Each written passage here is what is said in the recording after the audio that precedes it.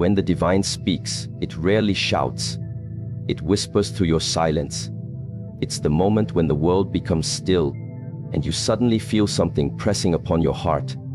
A voice without sound, a message without words. God does not warn to frighten you. He warns to awaken you.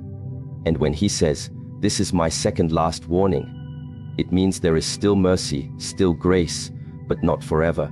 You have been guided before, but you ignored it.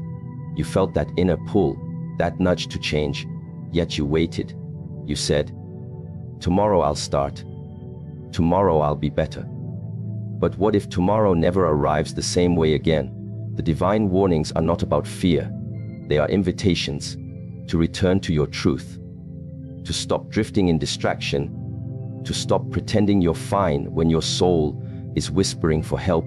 When God says, "This is your second last warning," he is not speaking to your ears. He is speaking to your spirit, reminding you that the time for excuses has ended.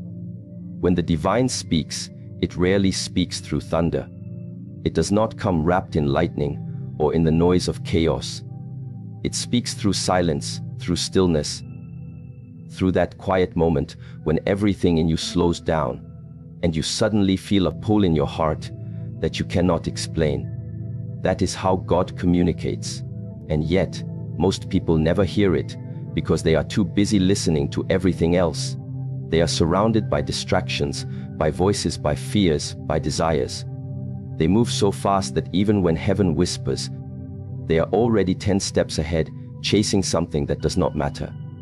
When God says, "This is my second last warning," he is not trying to scare you.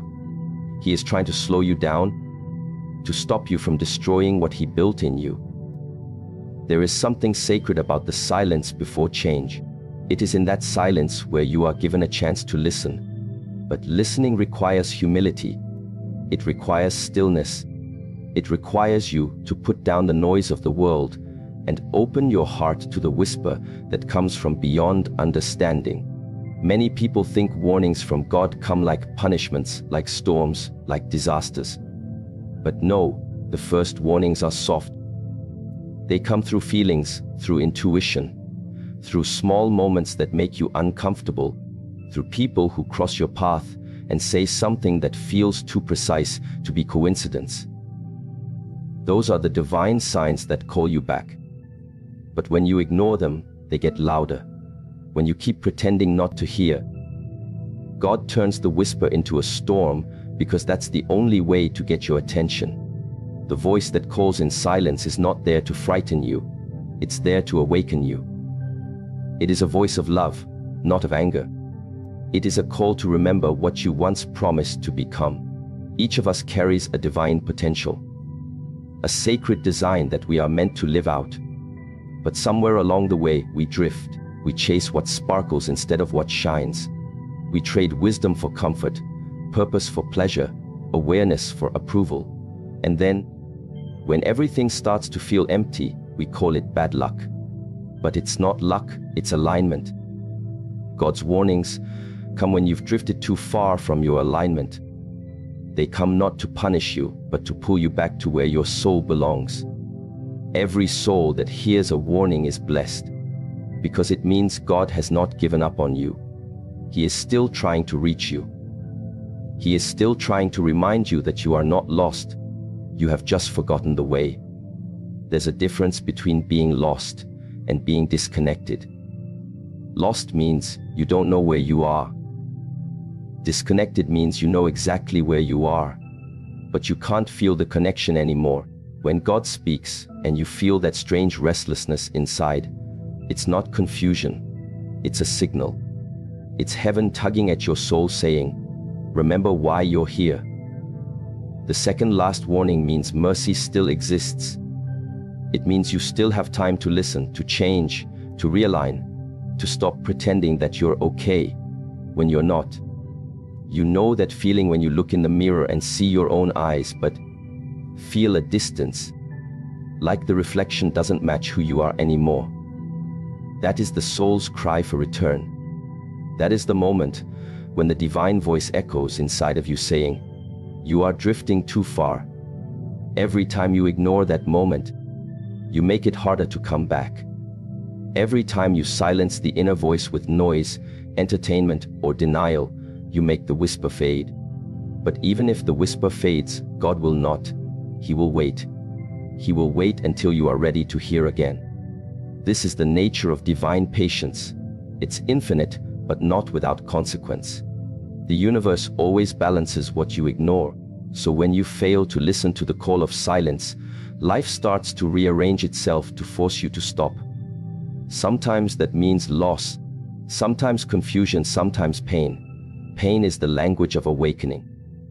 It is the final attempt to pull you back when you've ignored everything else. And that's why God warns. He doesn't want to take away, He wants to restore. But He cannot restore what you refuse to face. The voice of God speaks in patterns. When you are too busy, He sends pauses. When you are too proud, He sends humbling. When you are too comfortable, He sends disruption. These are not punishments. These are mirrors. Divine mirrors that show you where you've gone blind. Every difficulty you face carries a message inside it. And the more you resist reading that message, the more intense the situation becomes. When God says, "This is my second last warning," it means that time is shifting. It means you are entering the final stages of choice. You can no longer drift without direction. You must either rise or remain asleep. But here is the truth. The silence that calls you is never harsh. It's gentle. It waits for you to notice it. It's like standing by a quiet river at dawn. You can hear the flow if you stand still enough. You can feel the current if you stop moving. But the moment you start running, you lose it. The divine voice works the same way. It is always there, but only the still can hear it. You are not being punished for your distractions. You are being reminded that peace requires presence. And presence requires surrender. Surrender doesn't mean giving up. It means giving in to the higher plan that you cannot yet understand. The reason many people never change, even after hearing a warning, is because they confuse surrender with weakness. They think listening to divine guidance means losing control. But in truth, you were never in control. You were only in charge of awareness. The moment you surrender, you return to balance. You return to that quiet trust that says, "I may not know what happens next, but I know I am being guided." That trust is the foundation of all transformation. When you ignore the call of silence, you live through noise, and noise creates illusion.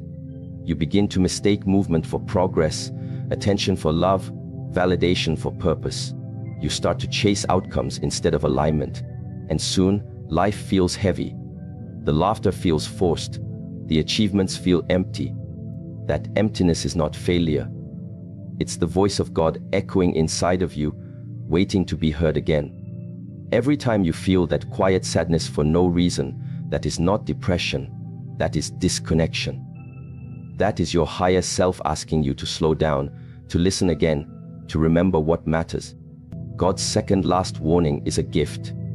A reminder that time is precious, that your journey is sacred, and that you were not born to wander endlessly. You were born to awaken. You were born to hear, to see, to return. The greatest tragedy is not death, it's living without awareness of your divine connection. And every warning from God is a chance to prevent that tragedy. It's a doorway back to your own soul. But to walk through it, you must be honest. You must be willing to admit that you've ignored the signs, that you've been distracted, that you've built walls around your spirit. Honesty is the key that unlocks divine guidance. When you admit that you've gone silent to your soul, you begin to hear again. Many people pray for answers, but never make space for silence. They ask God to speak, but their hearts are full of noise. And so, when the answer comes, they miss it. The divine speaks not in the language of words, but in the rhythm of stillness. The silence that calls you is not empty. It's full of meaning. When you meditate, when you breathe, when you detach from the constant movement of the world, you begin to feel the pulse of that higher frequency. It doesn't come with force. It comes with gentleness. It comes like a feather landing on still water. And if your inner world is turbulent, you will not notice it. The reason God warns before he acts is because he wants transformation, not destruction. The universe is built on mercy first, justice later. Mercy is the whisper. Justice is the echo that follows if you ignore it. Right now, if you feel a deep call to change, that's mercy. If you feel uncomfortable where you are, that's mercy. If your plans are breaking apart, that's mercy. Because something higher is trying to realign your path. You are being called home, not physically, but spiritually. The divine is saying, remember me before you remember the world. Sometimes you don't realize how far you've drifted until God stops everything around you. When you lose people, when opportunities disappear, when the noise of life fades, that's not rejection. That's redirection. He takes away what keeps you deaf so that you can finally hear. And when you begin to hear again, you start to understand that everything you feared losing was only keeping you from seeing. Every door that closed was protecting you from walking into something that would have cost your peace. Every delay was a message saying, slow down, you are not ready yet. So when the voice in silence calls you now, do not ignore it, sit with it, let it speak. You may not understand every word, but you will feel its truth. It will feel like calmness wrapped in urgency, like peace that demands action. That's how you know it's divine. Because fear pushes you, but truth pulls you. The divine voice pulls you gently toward what's right. It doesn't rush, it redirects. There's a saying that the greatest distance in life is between knowing and doing. Many people know what they need to change, but they keep waiting for a sign that feels louder. But the truth is, the louder signs only come when the softer ones have been ignored. If you feel this message, it means you are standing in that sacred space between warning and grace.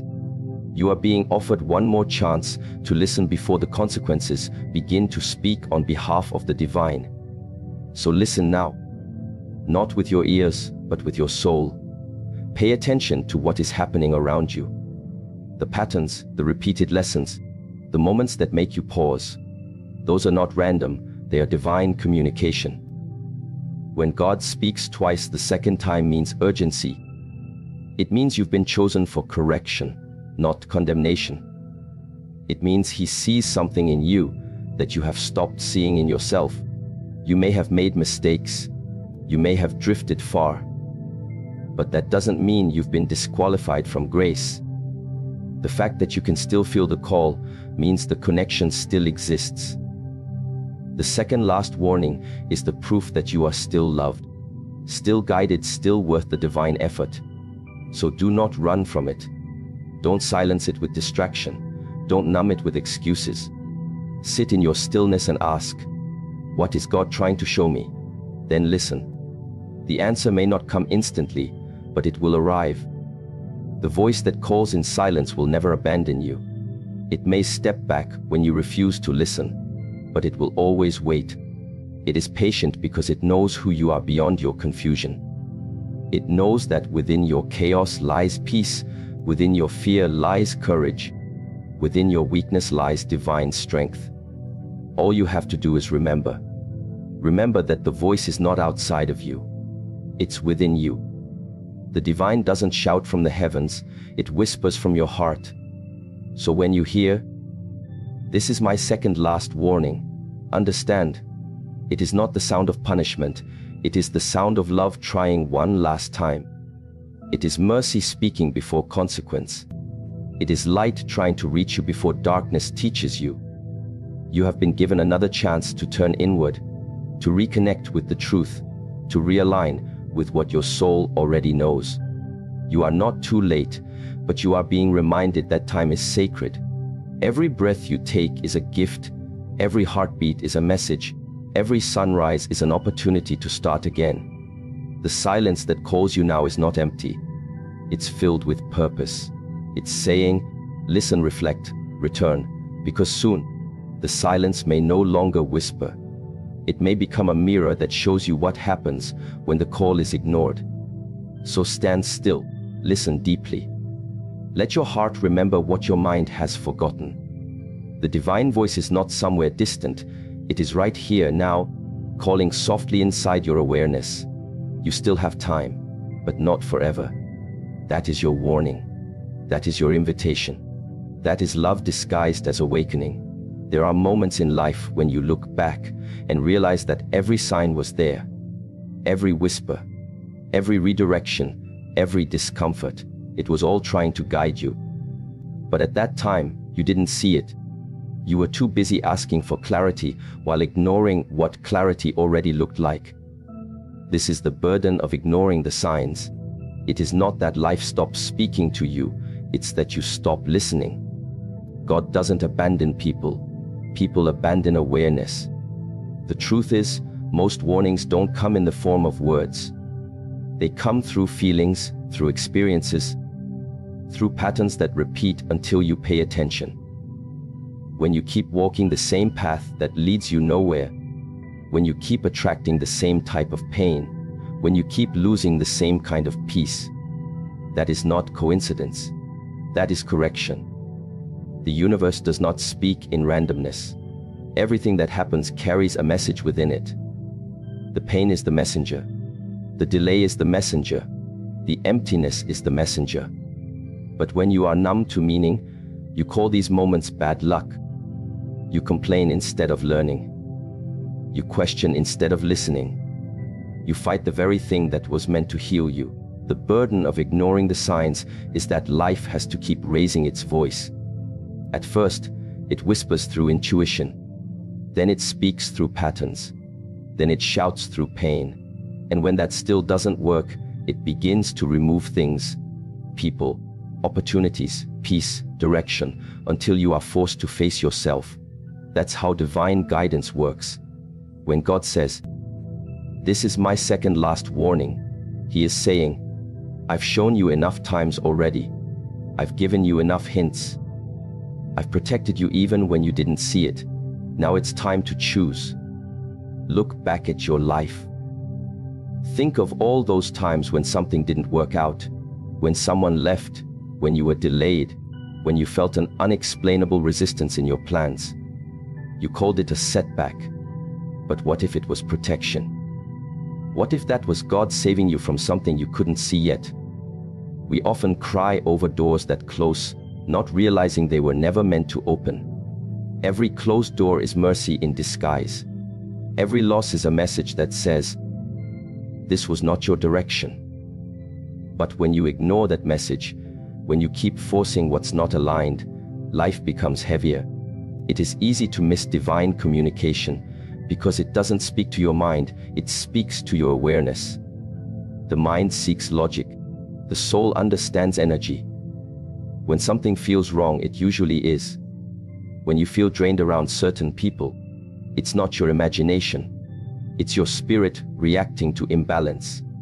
But when you ignore that feeling, you invite suffering, and then you wonder why peace feels distant. God gave you intuition as a compass. Every time you ignore it, you drift farther away from yourself. Sometimes the signs come as repetition. The same mistake, the same disappointment, the same kind of pain. That is not coincidence, that is curriculum. You are being taught a lesson that you refuse to learn the first time.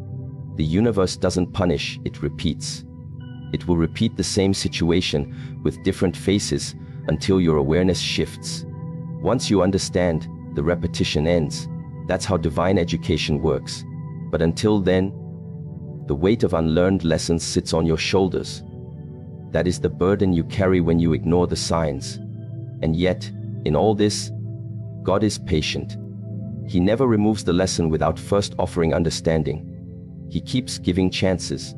Even when you lose your way, He still sends signals. They appear as coincidences too strong to be random. A stranger's words that echo what you needed to hear. A dream that feels too real. A sudden inner knowing that something has to change. These are not accidents. These are alignments. The divine speaks through everything. Through pain, through peace, through people, through timing. You just have to learn how to listen not with your ears, but with your being. You see, the biggest illusion is thinking that ignoring the signs